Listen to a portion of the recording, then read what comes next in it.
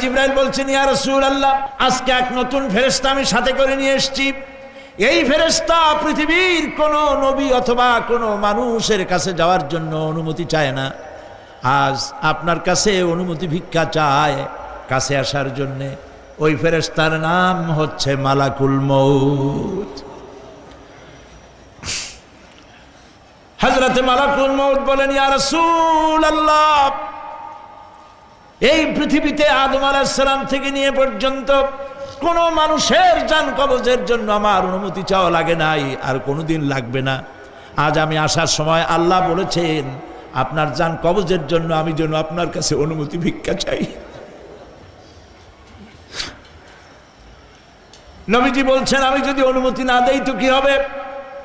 হযরতে মালাকুল মউত বলছেন, ইয়া রাসূলুল্লাহ, অনুমতি যদি না দেন আমি ফেরত চলে যাব। আমাকে সেভাবেই বলা হয়েছে।